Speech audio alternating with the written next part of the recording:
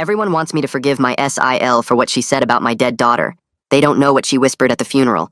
My wife and I lost our youngest daughter 4 months ago. She was 6. There's nothing I can say to make you understand what that does to a person, so I won't try. What I will say is that my sister-in-law Deborah made it infinitely worse. My brother Kyle and I have always been close, but Deborah has had some kind of grudge against my wife since the day they met. Little comments here and there about how we spoil our kids, how our son being a chess prodigy at 10 is unnatural, how our daughters dress too grown for their age. My wife ignored it. I ignored it. Kyle always brushed it off, saying Deborah was just hormonal because she's been pregnant twice in the last 3 years. That excuse stopped working for me at their pool party last month. It was supposed to be a good day. Our therapist said getting the kids around family might help with the grief. My parents were there, my aunts and uncles, cousins I hadn't seen in years, everyone treating us gently, speaking softly, which we appreciated more than they knew. Deborah didn't say a word to us for the first 2 hours, which I thought was her version of being respectful. Then the kids started acting up. My nephew and a few of the older ones pushed me into the pool while I was standing near the edge. I laughed it off, kids being kids. But then they grabbed my wife's bag off the patio chair and threw it into the deep end, and when I fished it out, her phone screen was completely shattered. I gathered the kids, all of them including my nephews, and calmly explained why that kind of prank wasn't okay. I wasn't yelling, I wasn't being aggressive, I was just parenting. Deborah came storming across the patio and told me I had absolutely no right to discipline her children. My wife, still shaken from everything we'd been through, quietly said the kids needed to understand that actions have consequences. Deborah's face twisted into something ugly, and she said, "Maybe if you understood consequences, your daughter would still be alive." The entire backyard went dead silent. My wife's knees buckled and my mother had to catch her before she hit the ground. I stood frozen, watching Deborah's expression shift from rage to slow realization of what had just come out of her mouth. Kyle grabbed her arm and pulled her inside. I didn't follow. I took my wife and kids and left without saying goodbye. I didn't speak to a single family member for a week. Then the messages started. My mother called and said Deborah was struggling with her pregnancy hormones and that I needed to be the bigger person for the sake of family unity. My aunt sent a long paragraph about how grief affects everyone differently and that I should extend grace. Kyle texted me 4 times saying Deborah didn't mean it, that she cried for hours after, and that she desperately wanted to apologize. I didn't respond to any of them. 2 weeks later, Kyle showed up at my door with Deborah behind him looking like a child dragged to the principal's office. He asked if they could come inside. I let them. Deborah sat on my couch and delivered a tearful apology about how stressed she's been with the pregnancy, how she didn't mean what she said, how she's been battling depression and doesn't understand why she lashes out at people she loves. She said she wanted nothing more than my forgiveness so our families could heal. My wife wasn't home. She had taken the kids to her mother's house. It was just me and them. I let Deborah finish every word of her rehearsed speech. Then I looked at Kyle and asked, "Do you remember what you said to me the night we found out Emily didn't make it?" He looked confused. I reminded him. He had held me in the hospital hallway and told me, "Whatever you and your wife need, I'm here. I don't care what it costs me. You're my brother." I asked him if he meant it. He said, of course. I looked at Deborah and told her I would never forgive her. Not today, not next year, not ever. I told her my daughter's name would never come out of her mouth again, and if I ever heard she mentioned Emily to anyone in the family for any reason, I would tell everyone at the next gathering what she whispered to my wife at the funeral. Kyle's face went white. Deborah's eyes went wide and nothing came out of her mouth. See, what nobody knows is that Deborah pulled my wife aside during the reception after we buried our baby. She waited until my wife was alone near the bathroom and leaned in close. My wife told me what Deborah said that night through sobs so violent I thought she would collapse. She begged me not to start a war while we were still raw, so I kept it to myself. 4 months without a word. Kyle stared at his wife like he was seeing a stranger. He asked what I was talking about. He asked what Deborah said at the funeral. Deborah started shaking her head, tears running down her face, begging me not to say it. I looked at my brother, the man who had been my best friend for 32 years, and I told him exactly what his wife whispered to mine while our 6-year-old daughter lay in a casket 20 feet away. I told Kyle that Deborah leaned close to my wife by the bathroom and whispered, "Maybe if you'd been watching her better, she'd still be alive." Kyle's face went completely white. His mouth opened, but nothing came out. He stared at Deborah like he'd never seen her before. Deborah shook her head so hard I thought she might hurt herself. Tears poured down her face. She reached for Kyle's arm, but he jerked away like she'd burned him.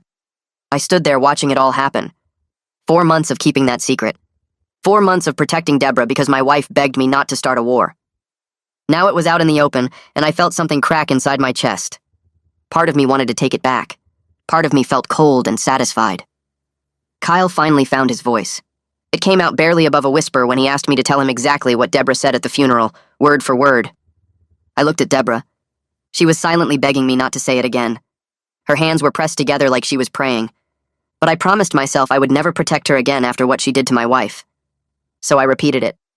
Every single word. Kyle stumbled backward like I'd physically hit him. He sat down hard on my couch. His hands covered his face. Deborah started talking fast. The words tumbled out of her mouth in a rush. She said she was out of her mind with grief, too. She loved Emily. The pregnancy hormones made her say horrible things she didn't mean. She kept talking and talking, but Kyle didn't look at her. His whole body was shaking. I watched my brother sitting there and realized this might actually break them. Their marriage might not survive what just happened in my living room. I told them both to get out of my house right now. My voice sounded flat and cold even to my own ears. Kyle stood up without a word. He walked toward the door like he was moving through water. Deborah tried to grab his hand, but he pulled away. He told her to get in the car. His voice was flat and dead in a way I'd never heard from my little brother. They left. I stood in my doorway watching Kyle's car pull away. The taillights disappeared around the corner. I felt empty instead of victorious. The house was too quiet. I went back inside and sat on the same couch where Deborah had delivered her rehearsed apology. My hands were shaking. I'd just blown up my family. Maybe that made me as bad as Deborah. Maybe I should have kept my mouth shut. But then I thought about my wife sobbing in our bedroom that night after the funeral.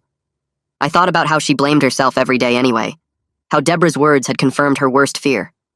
No, I did the right thing. My wife came home an hour later with the kids. I heard them before I saw them. My son was talking about something that happened at his grandmother's house. Normal kid chatter. Then my wife walked into the living room and saw my face. She sent the kids upstairs. She asked me what happened. I told her everything. How I'd finally said it out loud. How Kyle reacted. How Deborah begged me not to. How they left. My wife just sat down on the floor, right there in the middle of our living room. She started crying. Not the violent sobs from that night 4 months ago. Quieter tears that somehow felt worse. She said she was glad I finally told someone, but she was also scared of what comes next. The family splitting apart. Everyone choosing sides. More pain on top of pain we were already carrying. I got down on the floor with her. I held her. I promised that protecting her and our kids mattered more than keeping peace with people who hurt us. She nodded against my shoulder, but I could feel her whole body shaking. That night, my phone exploded. Messages from my mother, my father, my aunts and uncles, everyone demanding to know what I said to Kyle and Deborah. What happened? Why Kyle showed up at my parents' house and won't talk to anyone. My mother's text said he was just sitting in his old bedroom staring at the wall. I read every message. I didn't respond to any of them. I was too tired to explain or defend myself right now. My wife and I put our son to bed. He asked why we both looked sad. I told him we were just having a hard day. He hugged us both extra tight before he went to sleep. The next morning, someone knocked on my door. I opened it to find Owen standing there, my mother's brother. He looked worried. He said the whole family was in crisis and I needed to tell him what was going on. I almost shut the door in his face. But Owen had always been decent to us. He'd never made excuses for Deborah's comments over the years. So I let him in. We sat at my kitchen table. I explained everything, the pool party, the funeral, yesterday's confrontation. I watched his face change from concern to horror. Owen sat quiet for a long time after I finished talking. Finally, he said he had no idea Deborah said that. He was sorry for pushing me to forgive her. He understood now why I couldn't. Owen told me that Kyle hadn't spoken to Deborah since they left my house yesterday. She was staying at her sister's place while Kyle figured things out. My mother was panicking because she was worried about Deborah's pregnancy and the stress. But my father told her that Deborah created this situation herself. I felt a small bit of relief knowing at least some family members understood why I couldn't stay quiet anymore. Owen left after an hour. He hugged me before he went. 2 days passed with no word from Kyle. I kept checking my phone. Nothing. I started to worry about my brother even though I was still angry. My wife suggested I text him just to make sure he was okay. Not to talk about Deborah or the situation, just brother to brother. I sent a simple message asking if he needed anything. 3 hours later, he responded. Just 2 words. I need time. My son came downstairs that afternoon. He asked me why Uncle Kyle hadn't come over for their usual chess game this week. I realized the family explosion was affecting my kids too. Not just me and my wife. I tried to explain that adults sometimes have disagreements that take time to work through. But my son was 10 and smart enough to know something serious happened. He told me he missed Emily. He missed when the family felt normal. My heart broke all over again. I pulled him close and told him I missed those things too. My wife called our therapist the next morning and asked if we could come in right away. Ronald Fontana had been seeing us since 2 weeks after Emily died, and he knew our whole story. We sat in his office that afternoon while the kids stayed with my parents, and I explained what happened with Kyle and Deborah. My wife added details I left out, her voice shaking when she described finally having the funeral secret exposed. Ronald listened without interrupting, his hands folded on his desk, his face neutral. When we finished, he leaned back in his chair and said that exposing the secret was my right after carrying it for 4 months. But now we needed to prepare for the fallout. He asked if I felt better or worse since telling Kyle. I sat there trying to figure out the answer. Part of me felt lighter, like I'd been holding my breath underwater and finally surfaced. But another part felt heavy with guilt about breaking Kyle's marriage apart. I told Ronald I honestly didn't know yet. My wife reached over and squeezed my hand. Ronald nodded and said that made sense, that big confrontations rarely give us the clean resolution we expect. He started asking questions about Emily, about how we'd been processing her death over the past 4 months. My wife's eyes filled with tears before she even started talking. She admitted that being angry at Deborah had been easier than facing the grief. Ronald asked what she meant. My wife explained that hating Deborah gave her something to focus on, a target for all the pain that had nowhere else to go. When she was replaying Deborah's cruel comments in her head, she wasn't thinking about Emily's empty bedroom, or the way her laugh sounded. Ronald turned to me and asked if I'd been doing the same thing. I wanted to say no, but sitting there in his office with my wife crying beside me, I realized he was right. I'd been channeling everything into anger at Deborah instead of processing that my baby was gone. The rage felt manageable. The grief felt like it would destroy me. My wife started sobbing and said she'd been avoiding the hardest part by focusing on hating Deborah instead of accepting that Emily was never coming home. She said she knew it was wrong, that she should be working through the grief properly, but every time she tried to think about Emily, the pain was so bad, she wanted to die. Ronald let her cry for a while before he spoke again. He said that using anger as a shield against grief was a normal survival mechanism, but it only delayed the healing we needed to do. The confrontation with Deborah had served its purpose by setting boundaries and protecting my wife from future harm. But now we had to face what we'd been avoiding. We left his office an hour later feeling raw and exhausted. My wife held my hand in the parking lot and said she was scared to let go of the anger because she didn't know what would be left. I told her we'd figure it out together. A week passed with no word from Kyle. I checked my phone constantly, wondering if he was okay, if his marriage was over, if he hated me for destroying his family. My wife kept telling me I did the right thing, but I couldn't shake the feeling that I'd gone too far. Then on Tuesday morning, my phone rang. Kyle's name appeared on the screen and my stomach dropped. I answered and his voice sounded tired. He asked if we could meet somewhere neutral, just the two of us, no wives or parents or anyone else. I agreed immediately.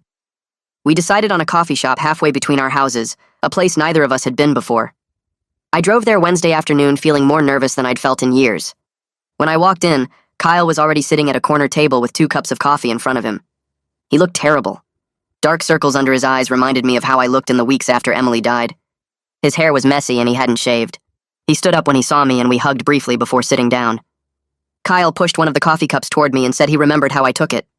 Black with 1 sugar. The gesture made my throat tight. We sat in silence for a minute before Kyle started talking. He said he'd been staying at our parents' house because he couldn't look at Deborah right now without feeling sick. He'd left their house the night of the confrontation and hadn't been back since. Deborah was staying with her sister. Kyle said he kept replaying every time Deborah made a snide comment about my family over the years. Every little dig about how we spoiled our kids or how my wife dressed them or how unnatural it was that our son was so good at chess. He'd always made excuses for her, told everyone to ignore it, said she was just hormonal or stressed or didn't mean it. He realized now that he'd been enabling her cruelty by refusing to call it out. Kyle looked at me with tears in his eyes and apologized for not protecting my wife and kids from Deborah's behavior. He said he'd failed as a brother and an uncle. I could see he meant it. I told him I appreciated the apology, that it meant a lot to hear him say it. Kyle asked how my wife was doing and I said she was struggling but getting help. He nodded and stared into his coffee cup. I asked what he was going to do about his marriage. Kyle's face twisted with pain and he said he didn't know yet. Deborah was pregnant and he couldn't just abandon his kids. But every time he thought about going home, he remembered what she whispered to my wife at Emily's funeral. He said Deborah had been calling and texting constantly, apologizing and begging him to come home. She'd sent long messages about how sorry she was, how she'd get therapy, how she'd never hurt anyone again. But Kyle couldn't get past it. He asked me how my wife had survived carrying that around for 4 months. I told him the truth. She almost didn't. There were nights I found her on the bathroom floor at 2 a.m, crying so hard she couldn't breathe. Days when she couldn't get out of bed because the weight of Deborah's words combined with Emily's death was too much to carry. Kyle put his head in his hands and said he was so sorry. I believed him. Kyle started talking about Deborah's past, things he'd never told me before. He said Deborah had always been jealous of my wife, jealous of our kids' achievements, jealous of how close our family was. Deborah grew up in a chaotic home where she never felt good enough. Her parents fought constantly and compared her to her older sister who was perfect at everything. Kyle said Deborah had been projecting that insecurity onto my family for years, trying to tear us down because our happiness reminded her of what she didn't have growing up. I listened, but I didn't let it excuse what Deborah did. I told Kyle that understanding why someone hurts you doesn't make it okay. Kyle agreed immediately. He said he wasn't making excuses, just trying to explain what he'd learned about his wife over the past week. We sat there for another hour talking about everything except what came next. When I got home, my phone rang again. This time it was my mother. She begged me to consider family counseling with Kyle and Deborah. She said we needed professional help to work through this, that the family was falling apart. I told her I wasn't ready to sit in a room with Deborah yet, and maybe I never would be. My mother started crying and said she was losing her family, that Emily's death was destroying all of us in different ways. I felt guilty, but I also felt angry that she was making this about her pain instead of respecting my boundaries. I told her I had to go and hung up. That weekend, my wife suggested we take the kids to visit her mother, Hattie. We needed space from my side of the family and all the pressure to forgive and make peace. Hattie lived 2 hours away in a small house with a big backyard. She'd been my wife's rock through everything, never pushing or judging, just being there. We packed bags Friday night and drove out Saturday morning. Hattie opened her door and pulled my wife into a long hug without saying a word. She hugged me next, then got down on her knees to hug our son. She didn't ask about the family drama or Deborah or anything stressful. She just made lunch and let us exist in her space. My son went outside to play in the backyard after we ate. I watched him through the kitchen window, running around with a soccer ball, laughing at something. It was the first time I'd heard him laugh in weeks. I realized how much tension he'd been carrying from all the adult drama, how much our family conflict had been weighing on him, even though we tried to shield him from it. Hattie came and stood beside me at the window. She said kids feel everything, even when we think they don't notice. That night after our son went to bed, my wife and I sat on Hattie's back porch drinking tea. The air was cool and quiet. My wife started talking about the funeral, really talking about it for the first time since it happened. She described what it felt like when Deborah pulled her aside near the bathroom. How Deborah waited until my wife was alone, vulnerable, raw from burying our daughter. How Deborah leaned in close and whispered those words. My wife said it felt like being stabbed. She was standing there knowing Emily was in a casket 20 feet away, and Deborah told her it was her fault Emily died. My wife's voice broke and she said she'd blamed herself every day anyway. She replayed the accident in her mind constantly, wondering what she could have done differently, how she could have prevented it. Deborah's words confirmed her worst fear, that she'd failed as a mother, that Emily's death was punishment for not being good enough. I moved closer and pulled my wife against me. She sobbed into my shoulder while I held her. I told her that Emily's death was a terrible accident and not her fault, that she was an incredible mother to our kids. My wife pulled back and looked at me with tears streaming down her face. She asked if I ever blamed her. The question hung in the air between us. I thought about lying, about protecting her from the truth. But we'd been through too much for anything less than honesty. I told her that in my darkest moments I'd blamed everyone, including myself. I'd replayed the accident looking for someone to hold responsible because the randomness of it was too painful to accept. But I knew rationally that accidents happen, and no one could have prevented it. My wife started crying harder and I held her again. We cried together for the first time in months, really cried about losing Emily instead of being angry at Deborah. We cried for our baby girl who would never grow up, never go to prom, never graduate college, never give us grandchildren. We cried for the life we'd planned that would never happen. We cried until we had nothing left. Hattie found us on the porch hours later, still holding each other in the dark. She didn't say anything, just put blankets around our shoulders and went back inside. My wife and I sat there until the sun started to rise, finally beginning the grief work we'd been avoiding for 4 months. We got home late Sunday night, and I saw the white envelope in our mailbox right away. No return address, just my wife's name written in Deborah's handwriting. My wife's hands shook as she opened it. 4 pages fell out, handwritten on lined paper like something from a notebook. I watched my wife's face as she read the first page. Her eyes moved slowly across each line. She didn't say anything. The letter started with an apology for the pool party, then moved into deeper stuff. Deborah wrote about being jealous of us for years. She admitted feeling inadequate every time she saw our kids doing well, or our family looking happy. She wrote that she's been in therapy since I told Kyle what happened at the funeral. Her therapist helped her see patterns she didn't recognize before. Deborah explained how she lashes out when she feels small, how she tries to make other people hurt when she's hurting inside. My wife finished the first page and moved to the second. I stood there waiting. The second page got more specific. Deborah wrote about the funeral and what she said to my wife near the bathroom. She admitted she said the cruelest thing she could think of in that moment. She wrote that she wanted my wife to hurt as much as Deborah hurts inside every day. She said she's been miserable in her own life for longer than she can remember. She resents our happiness because she doesn't have any herself. She wrote that she's genuinely sorry for taking her pain out on our family. My wife read through all 4 pages twice without speaking. Then she set the letter down on the kitchen counter and looked at me. She said she didn't know what to do with this information. I picked up the letter and read it myself. The words felt too convenient, too perfectly timed to make Deborah sympathetic right when Kyle was deciding about their marriage. I told my wife it seemed like Deborah was trying to save her relationship by making herself look like a victim of her own issues. My wife nodded slowly. She said even if Deborah meant every word, it didn't undo the damage. Understanding why someone hurt you doesn't make it safe to have them in your life. We stood in the kitchen talking about it for over an hour. We agreed that knowing Deborah's pain doesn't mean we have to forgive her or pretend the last few years didn't happen. My phone buzzed around midnight. Text from Kyle asking if we got a letter from Deborah. I texted back that yes, we got it, but it doesn't change anything for us right now. Kyle responded that Deborah's therapist wants to do a joint session with all of us. I stared at that message for a full minute before replying. I told him we're not ready for that, and we might never be ready. Kyle texted back that he understood. He said he's disappointed, but he gets it. Then he added that he's still trying to figure out if his marriage can survive this, or if it should. I didn't know what to say to that, so I just sent back that I'm here if he needs to talk. 2 weeks went by without much contact from anyone in the family. Then Lana called one afternoon while I was at work. I almost didn't answer because I was tired of family drama. But Lana has always been decent to us, so I picked up. She started by saying she's been thinking a lot about everything that happened. She told me she's ashamed of herself. She said she witnessed Deborah's comments toward my family for years and never spoke up. She prioritized keeping peace over protecting us. Lana apologized for the text she sent me telling me to extend grace to Deborah. She said she understands now why that was wrong. She told me she supports whatever boundaries I need to set, and she won't pressure me to reconcile with anyone. After Lana's call, I sat in my car in the work parking lot thinking about what she said. Some family members were capable of understanding and growth. Others just wanted to smooth things over without addressing the real problem. That night, my wife and I sat down with a notebook and wrote out what we needed from family members going forward. We needed them to stop pressuring us to reconcile with Deborah.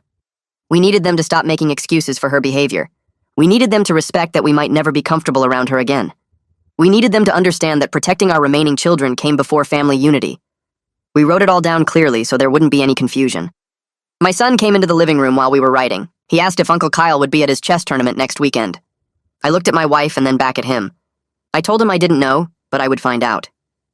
After he went to bed, I texted Kyle about the tournament. He responded within 5 minutes saying he wouldn't miss it. He said his relationship with my kids were separate from everything else happening. I felt grateful reading that message. Kyle was trying to maintain his connection with my children despite all the family chaos. The tournament was on Saturday morning at the high school. My son was nervous about it all week. When we got there, he kept looking around for Kyle. I wasn't sure Kyle would actually show up until I saw him walking across the parking lot. My son's face changed completely when he spotted his uncle. Kyle came over and ruffled my son's hair and asked if he was ready to dominate. My son grinned and nodded. The tournament lasted 3 hours. Kyle sat with us in the bleachers and cheered every time my son made a good move. My wife and I watched them together between matches. Kyle leaning down to whisper something to my son laughing at whatever Kyle said. It made me sad seeing how complicated everything had become. Emily's death had broken our family in ways we never expected. Kyle didn't mention Deborah once during the whole tournament. We talked about normal things like work and sports and my son's school. It felt good to have a few hours of regular family time. After the awards ceremony, Kyle asked if he could talk to me alone. We walked to the edge of the parking lot while my wife took our son to get ice cream. Kyle looked tired. He told me he decided to stay married to Deborah. I didn't say anything at first. He explained that he's requiring serious conditions, ongoing therapy for her, complete accountability for her past behavior, zero tolerance for any future cruel comments toward my family. He said he's doing this partly for their kids and the baby coming, but also because he believes Deborah is genuinely trying to change.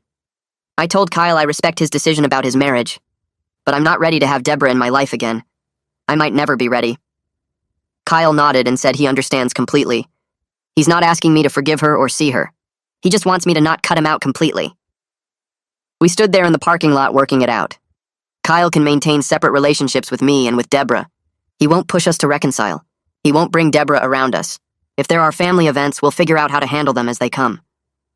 Kyle put his hand on my shoulder and said he's sorry for everything. I told him he doesn't need to apologize for his wife's actions. He's been caught in an impossible situation. We're still brothers, regardless of what happens with Deborah. The next morning, my mother called. I could hear it in her voice before she even started talking. That careful tone she uses when she's trying to hold the family together. She asked if we could meet for coffee, and I knew what was coming. My father came too. We sat in a booth at the diner near their house, and my mother's hands were shaking around her coffee cup. She told me she understood why I needed space from Deborah. She said she respected my boundaries. Then she started crying and said she couldn't stand the thought of splitting up family gatherings. My father put his hand over hers and looked at me. He said they needed to figure out a way to make holidays work for everyone. I told them I wasn't ready to be in the same room as Deborah. Not for Thanksgiving, not for Christmas. Maybe not ever.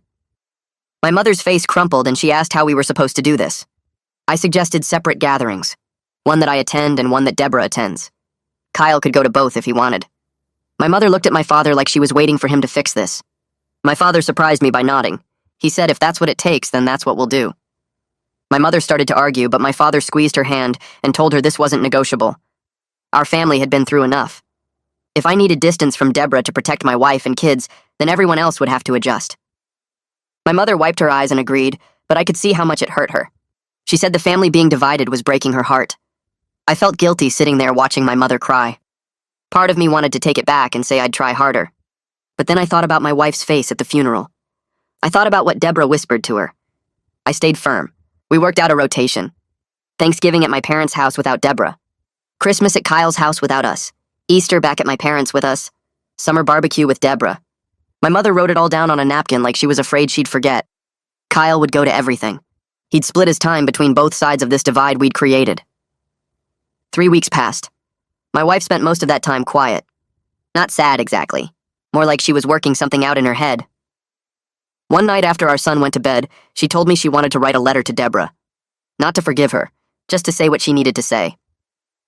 I asked if she was sure, and she nodded. She said Deborah's apology letter had been sitting in her mind and she needed to respond. Not for Deborah's sake, for her own. She spent 2 days writing it.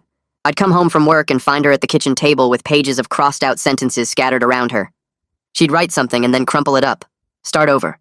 Write more. Crumple again. I didn't push. I just brought her coffee and let her work through it. The final version was 3 pages. She read it to me before she sealed the envelope. Her hands were steady, but her voice wasn't. The letter explained exactly what Deborah's comment at the funeral had done to her. How it had taken her grief and twisted it into something worse. How she'd already been blaming herself every single day for not preventing the accident. How Deborah's words had confirmed every horrible thought she'd been having about failing as a mother. My wife's voice broke when she read that part, but she kept going. She told Deborah that she needed her to stay away indefinitely. That she needed Deborah to never speak about Emily again. To anyone. Ever. She wrote that she hoped Deborah would get help and become healthier for her own children. But their relationship was over. There was no coming back from what Deborah had said. My wife folded the letter and put it in the envelope. She addressed it and stuck a stamp on it. Then she sat there holding it. I asked if she wanted me to mail it, and she shook her head. She said she needed to do this herself. The next morning, she drove to the post office and dropped it in the mailbox. When she came home, she looked lighter somehow, like she'd been carrying something heavy and finally set it down. Deborah's response came 4 days later. My wife opened it at the kitchen table, and I stood behind her reading over her shoulder. It was short, maybe half a page. Deborah wrote that she accepted my wife's boundaries, that she would respect them, that she understood their relationship was over, and she wouldn't try to change that. She promised never to mention Emily's name again. That was it. No long explanation, no defense of herself, no begging for another chance, just acceptance. My wife read it twice and then set it down. She told me there was something about the shortness of it that felt real.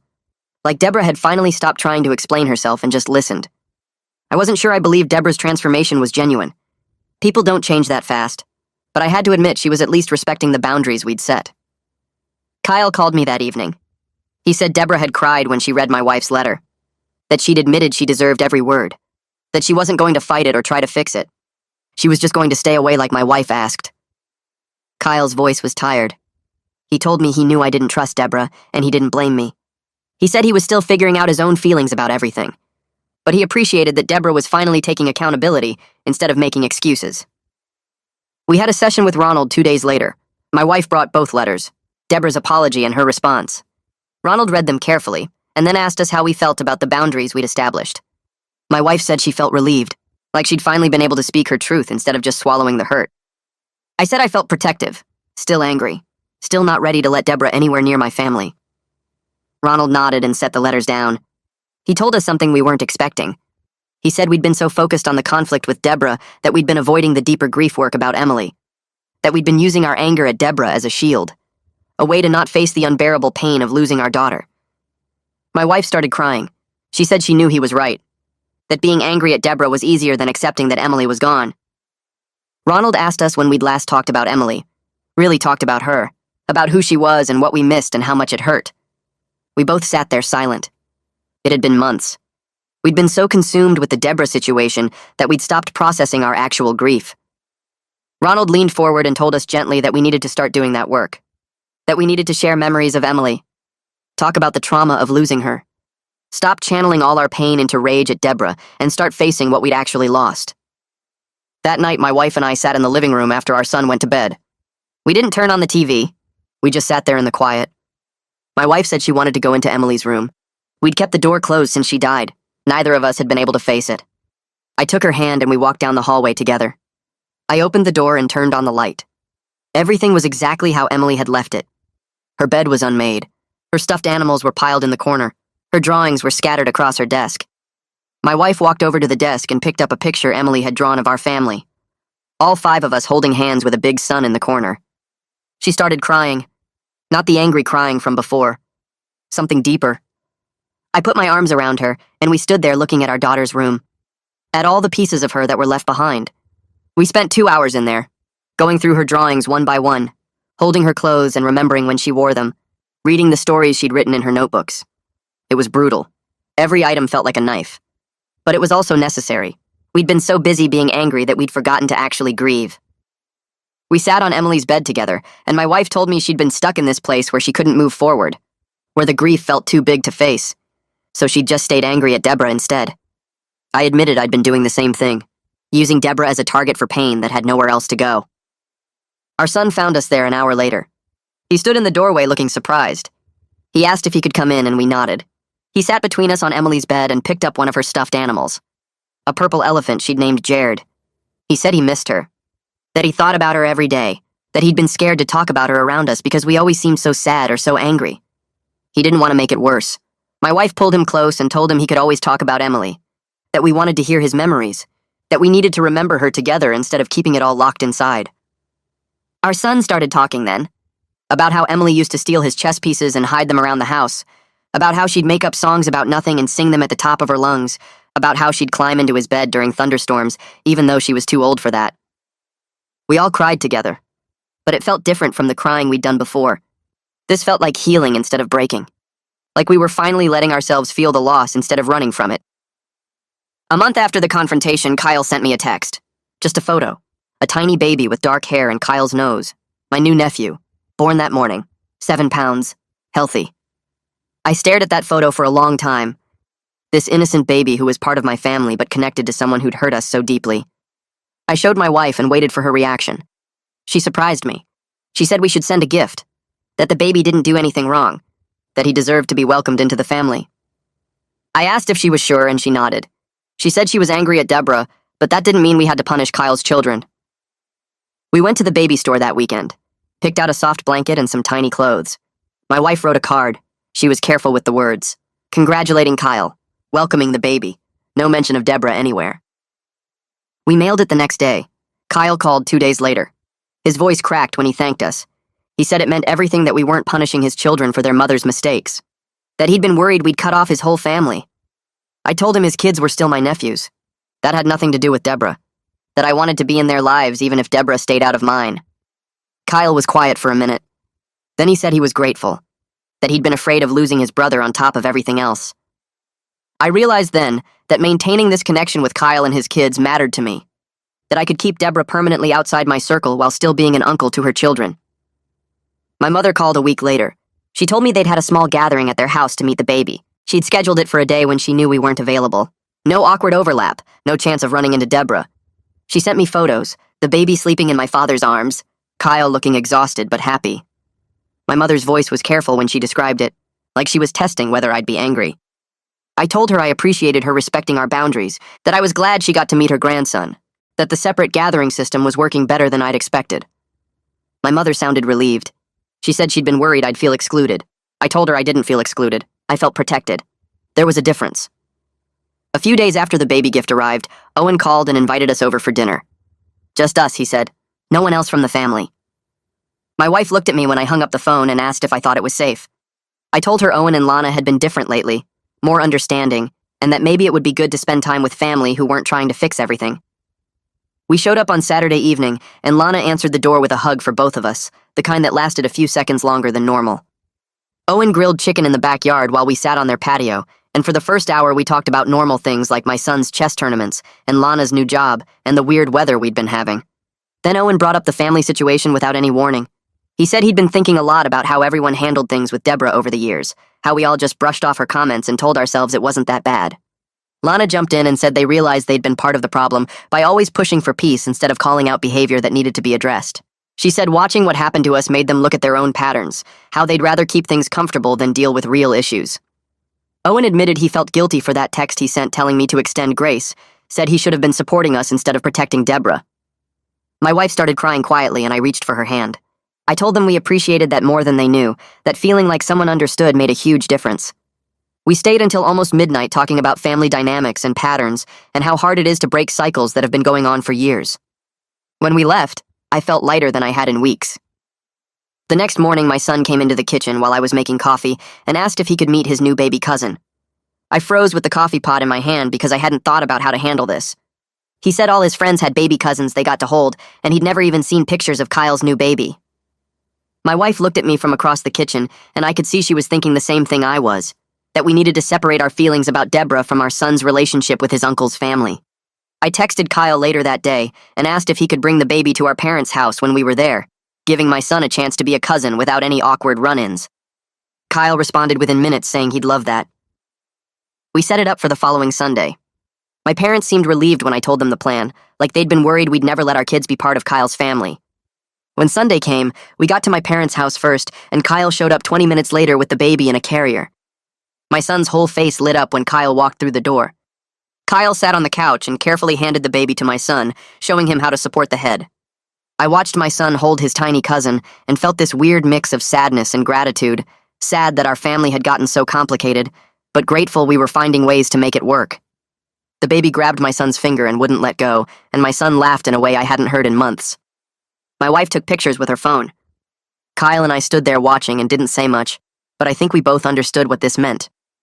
6 weeks had passed since that day in my living room when I told Kyle what Deborah said at the funeral. My wife brought it up one evening after the kids were in bed.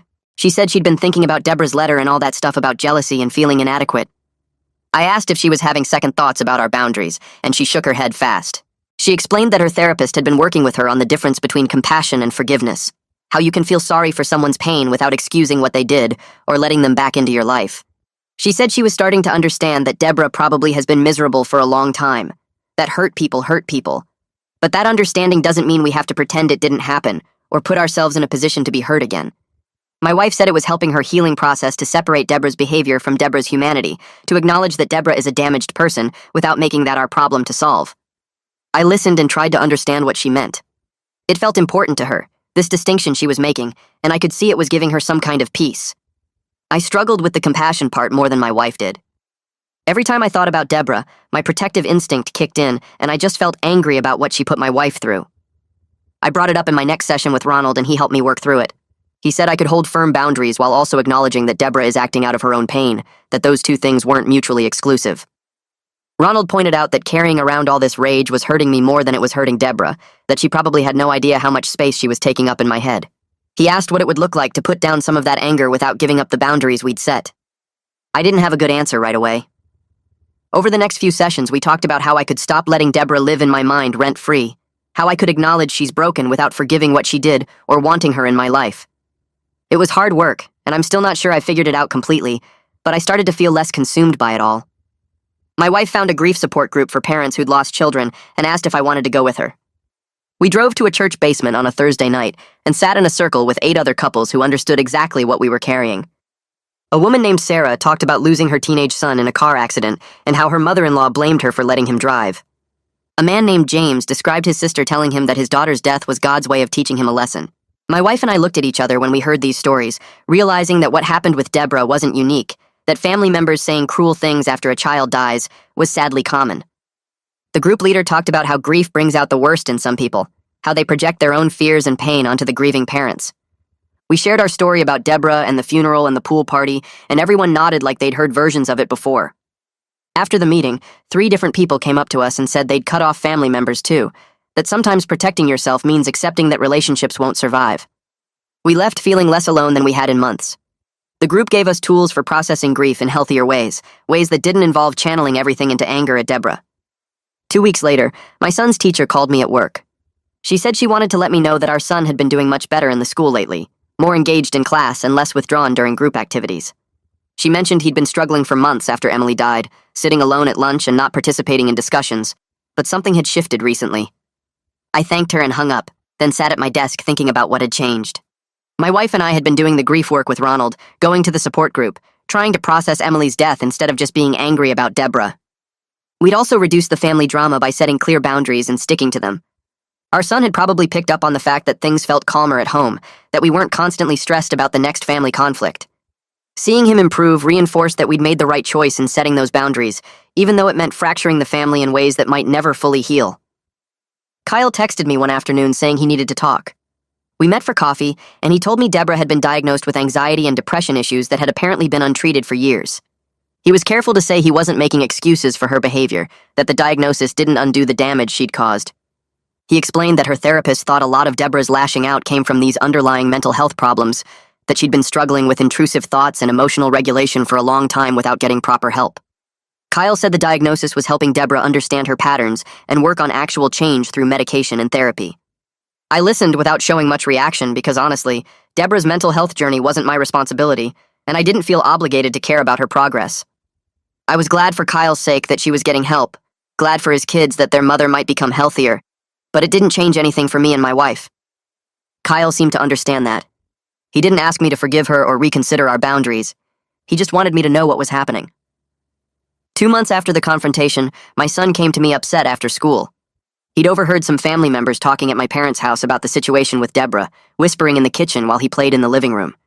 He told me he was tired of adults whispering and fighting, that he just wanted his family to be normal again like it was before Emily died. His words hit me hard because I realized we'd been so focused on protecting him from Deborah that we'd created a different kind of stress with all the family division and tension. My son said he missed when everyone got together for holidays and barbecues, when he could play with all his cousins without it being this complicated thing with separate gatherings and careful scheduling. I sat down with him and tried to explain that sometimes adults have serious disagreements that take a long time to work through. But even as I said it, I knew it sounded weak. He was 10 years old and smart enough to know this wasn't a normal disagreement. He asked if we'd ever be a regular family again, and I didn't know how to answer that. That night, my wife and I had a long conversation about what our son needed from us.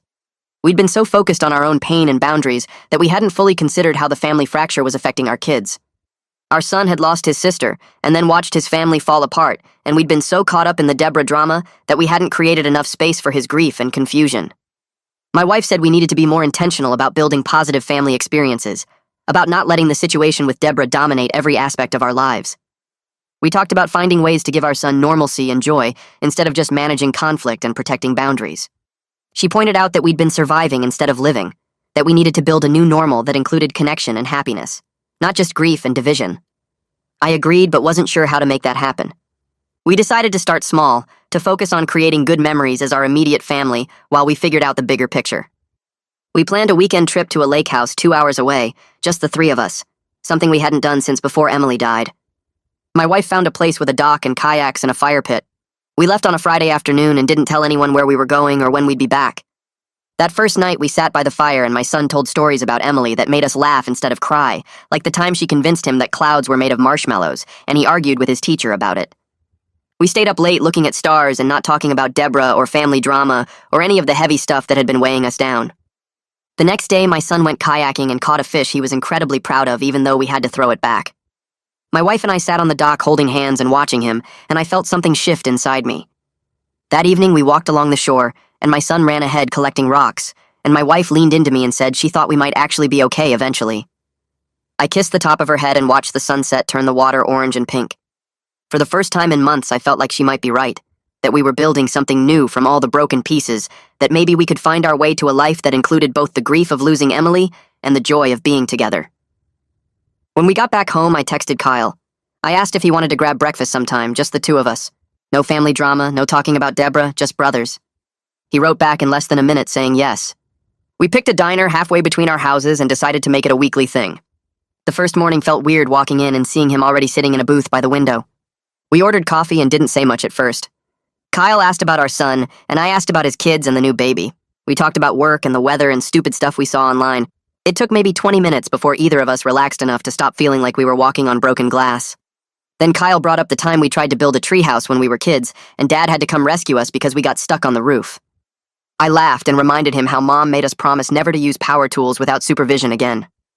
By the time we left, my face hurt from smiling. It felt good to remember we were brothers before any of this mess happened. My mother called a few days later saying she and Dad wanted to do a big holiday gathering and needed to know how to handle things with me and Deborah. I told her straight up I wasn't ready to be in the same room as Deborah. She asked if I thought I'd ever be ready, and I said I didn't know, but probably not anytime soon. I asked if they could do separate celebrations again like they did for the baby. My mother was quiet for a minute, and then she said okay, without arguing or trying to change my mind.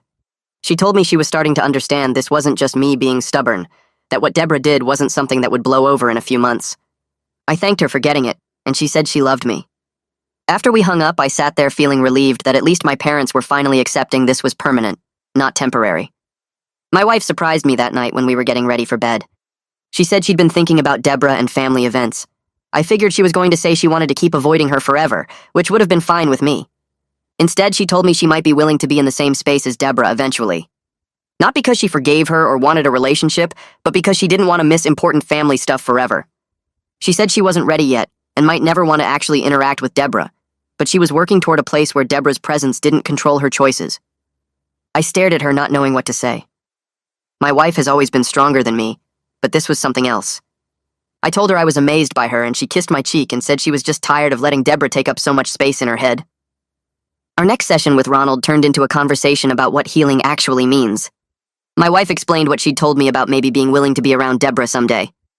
Ronald nodded and said, healing isn't about forgetting what happened or pretending it didn't hurt.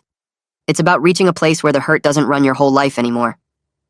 He looked at me and said my wife seemed further along in that process than I was. I admitted he was right.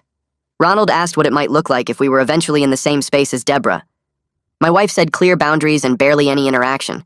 I said I didn't know if I could do it without losing my temper. Ronald told us we didn't have to figure it all out right now, that we were allowed to take our time and move at whatever pace felt right. My wife reached over and held my hand. Kyle mentioned during one of our breakfasts that Deborah had written letters to our parents and to Owen and Lana. He said she wasn't asking for anything, just taking responsibility for how she'd acted over the years. I didn't say much because I didn't really care what Deborah was doing. A few days later, my mother brought it up when she called. She said she was impressed by how consistent Deborah had been with therapy, and how she seemed genuinely willing to accept whatever consequences came her way. Owen said something similar when I saw him at the hardware store. He told me Deborah's letter to him and Lana was honest and didn't make excuses. I listened and nodded, but inside I was still skeptical. Then I noticed something weird. When people brought up Deborah's name, I didn't feel that immediate spike of rage anymore. It was still there but duller, like background noise instead of an alarm going off. I wasn't sure if that meant I was healing or just getting tired of being angry all the time. Ronald's office 3 months after everything went down with Kyle and Deborah. I sat on the couch staring at the floor trying to figure out how to say what I'd been thinking about all week. Ronald waited without pushing.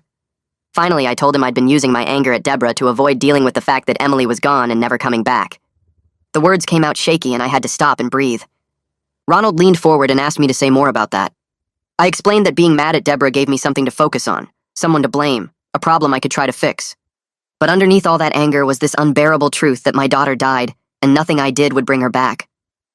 Ronald said the confrontation with Deborah was necessary for setting boundaries, but that I'd been holding on to the conflict as a way to distract myself from grief. Hearing him say it out loud made something crack open in my chest. I put my face in my hands and cried harder than I had since the day we buried Emily. The next few weeks were brutal.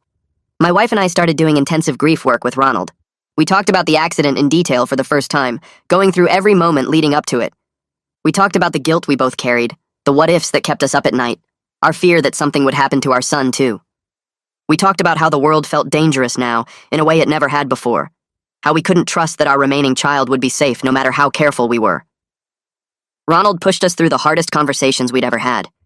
Some sessions I left feeling worse than when I arrived, but slowly we started feeling more connected to each other, instead of just surviving side by side. Our son noticed the difference. He told my wife we seemed more present when we talked to him now. That night I held my wife and we both cried, but it felt different from before. Like we were finally letting ourselves feel the full weight of losing Emily, instead of channeling everything into anger at Deborah. I wrote a letter to Deborah one Saturday afternoon while my wife took our son to a movie. I sat at the kitchen table with a notebook and wrote everything I needed to say about what she'd done and how it affected my family. I wrote about the boundaries that would stay in place no matter what she did going forward. I wrote that I understood she was damaged and hurting, but that didn't excuse the pain she caused us. The letter ended up being 4 pages long. When I finished, I read it over twice and then took it to the fireplace. I lit a match and watched the pages burn. Something shifted inside me as the paper turned to ash. Deborah was still a person who hurt my family. The boundaries were still necessary, but she didn't need to take up so much space in my head anymore. I swept up the ashes and threw them away. Kyle called me after our breakfast one morning and asked if he could stop by the house. He showed up 20 minutes later and we sat on the back porch with beers even though it was barely noon. He told me he was proud of the work my wife and I were doing. He said he could see the difference in how we seemed lighter somehow, less weighed down. Then he thanked me for not cutting him out completely despite everything with Deborah. I told him he was my brother and that wasn't going to change. Kyle admitted his marriage was still complicated and probably always would be. He said Deborah was doing better, but he knew he'd have to stay alert, keep her accountable, make sure she never crossed those lines again. He told me he was committed to protecting his kids and building a healthier family, even if it meant his marriage looked different from he'd imagined. I respected that, even though I wouldn't have made the same choice. We sat there drinking our beers and watching the sun move across the yard, not saying much but feeling solid in a way we hadn't in months. 4 months after I told Kyle what Deborah said at the funeral, my parents threw a barbecue. My mother called ahead to tell me Deborah would be there and asked if we were still coming. My wife looked at me when I hung up and said she wanted to go. I asked if she was sure and she nodded. We drove over with our son and my stomach was tight the whole way. When we pulled up, I saw Deborah's car already parked on the street. We walked into the backyard, and there she was standing near the grill talking to Kyle's mom. Deborah saw us and her whole body went stiff. She didn't come over. She didn't wave. She just gave a small nod and turned back to her conversation. My wife squeezed my hand. We stayed on the opposite side of the yard most of the afternoon. Our son ran around with his cousins and didn't seem bothered by any of the adult tension. Deborah kept her distance. She didn't try to approach us or force any interaction. When we left a few hours later, my wife was quiet in the car. I asked how she felt and she said awkward but manageable. She told me she felt strong for facing it instead of hiding from it. I reached over and held her hand while I drove and thought maybe we really were going to be okay. The next family gathering happens at my parents' place 2 weeks after the barbecue, and I watch my son running across the backyard with his cousins like nothing ever changed. He doesn't notice how Deborah stays near the house while we stay by the fence, doesn't see the careful choreography of adults moving around each other in wide circles. He just plays and laughs and acts like the kid he should get to be. My wife squeezes my hand and says she's glad we came, that seeing him this happy makes the awkwardness worth it. I realize we're building something different from what we had before, not the perfect unified family my mother always wanted, but something honest that works for us. Owen finds me by the cooler an hour later and pulls me aside near the garage where no one can hear us. He tells me he's been watching Deborah at these gatherings and he sees real changes, how she doesn't make those little cutting remarks anymore, how she seems more aware of herself and less defensive. I listen and nod, but I tell him I'm glad for Kyle and the kids, that I hope Deborah keeps growing and healing for their sake. Owen asks if there's any chance my boundaries might shift over time, and I'm honest with him. I say I don't know what the future holds, but right now the distance feels necessary and healthy for my family. Owen puts his hand on my shoulder and says he gets it, that some wounds go too deep to fully heal even when people change. He tells me he respects what I'm doing, and he's not going to push me toward forgiveness anymore. We stand there quiet for a minute, and then head back to the party, and I feel grateful for family members who can understand without making me feel guilty. My wife brings up visiting Emily's grave on Saturday morning while we're having coffee, and I know immediately that she's ready for something we've been avoiding. We've been to the cemetery a few times since the burial, but we've never really talked to Emily, never said the things we needed to say. We drive there together in silence and park near the small stone with her name and dates carved into gray granite. My wife kneels down first and touches the grass growing over the grave, and I kneel beside her and take her hand. We tell Emily about her brother winning his chess tournament last month and how proud we are of him. We tell her about the new baby cousin she would have loved to hold and play with. We tell her we miss her every single day, that we think about her laugh and her drawings and the way she used to steal food off our plates at dinner. My wife starts crying, but it's different from the crying we've done before, less like drowning and more like letting something go. I cry too, and we hold each other on the grass, and I feel like we're finally saying goodbye in a way we couldn't at the funeral when everything was too raw and impossible. We stay there for a long time just talking to her and crying, and eventually we stand up knowing we're going to be okay, even though we'll never be the same people we were before we lost her. Life settles into a rhythm over the next few months where my family keeps careful boundaries with Deborah while staying connected to Kyle and everyone else. The grief over Emily is still there every day, but it doesn't crush us anymore. Doesn't stop us from laughing or planning things or enjoying moments with our son. We're learning to carry the loss alongside the living, to hold space for both the pain and the joy without letting either one take over completely. I realized that protecting my family meant making hard choices that fractured some relationships, and I've made peace with that, knowing some things matter more than keeping everyone comfortable. Kyle and I meet for breakfast every week, and we're solid as brothers, talking about our kids and our lives without the weight of the Deborah situation hanging over every conversation. My wife is stronger than I've ever seen her, speaking up for herself and setting boundaries and building a life that honors Emily's memory without being consumed by grief. Our son is thriving in a family that's honest about being broken and committed to moving forward anyway. We'll never get back what we lost when Emily died, and we'll never be the people we were before. But we're building something real from the pieces that remain, something that feels true even if it's not perfect.